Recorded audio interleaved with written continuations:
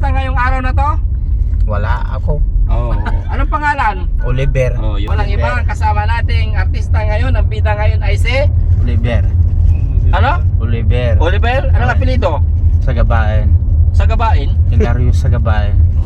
Patawad mo aking kaapang-asa. Si Kuya Oliver.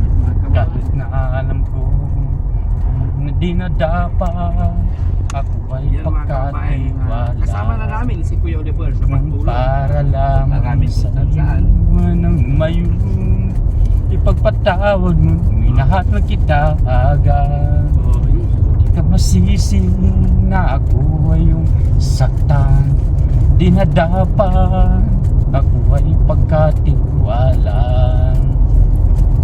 Nung para lamang sa iyo ay nang mayon, ipagpatawad mo, minahal kita agad.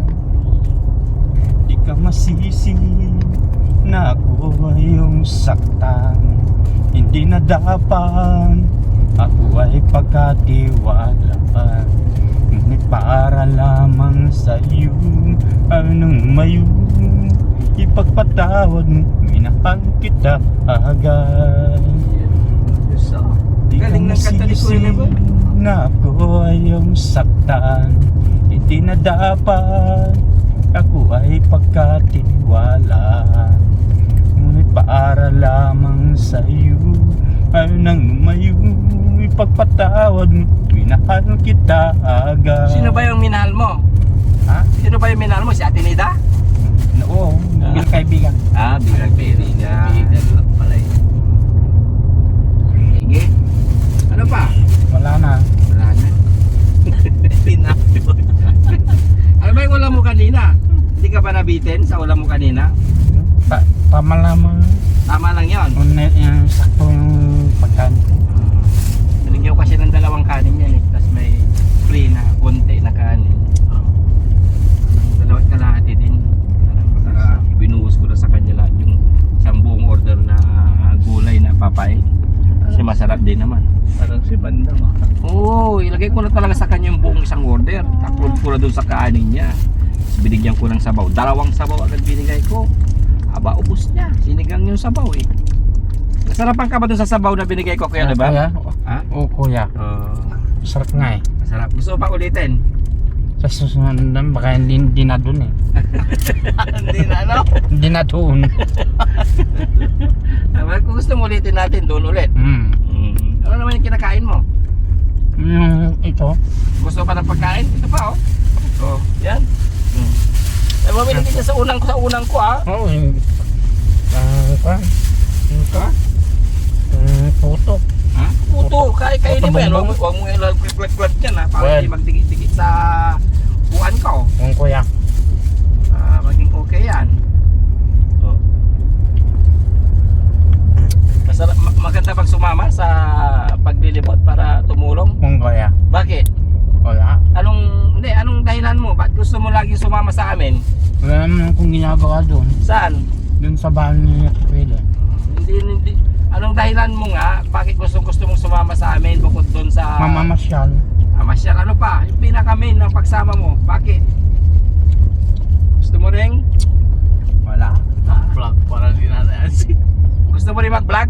Hindi ko alam yan. Hindi mo alam. O bakit ka sumasama sa amin? Wala naman akong ginagawa. Wala kang ginagawa doon. Absolutely. Paano pag... paano? Hindi na naman.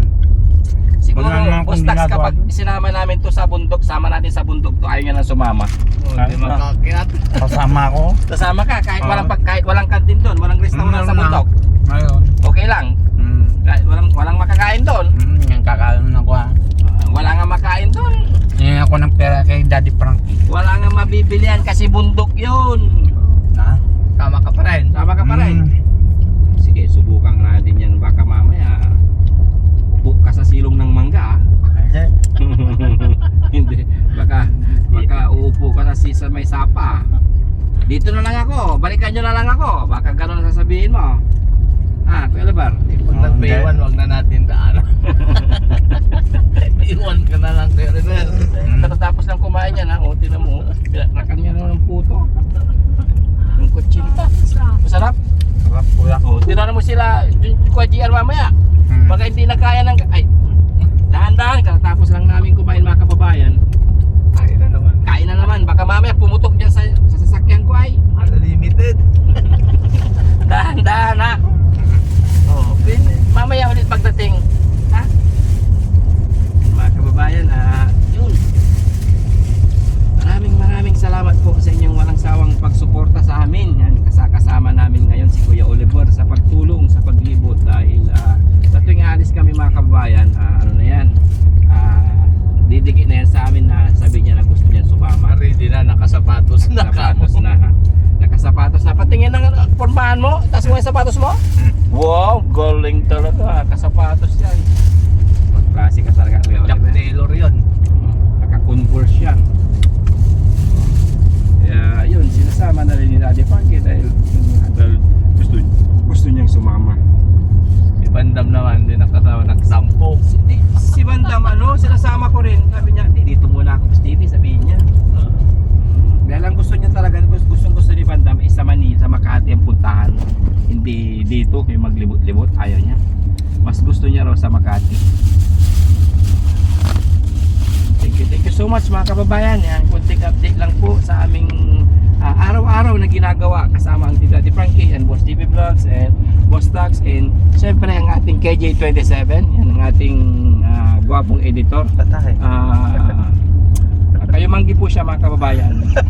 Nog-nog ko naman. Sa kasi ang ating artista ngayon, walang iba kundi si Oliver. Ayos ah. Ulit.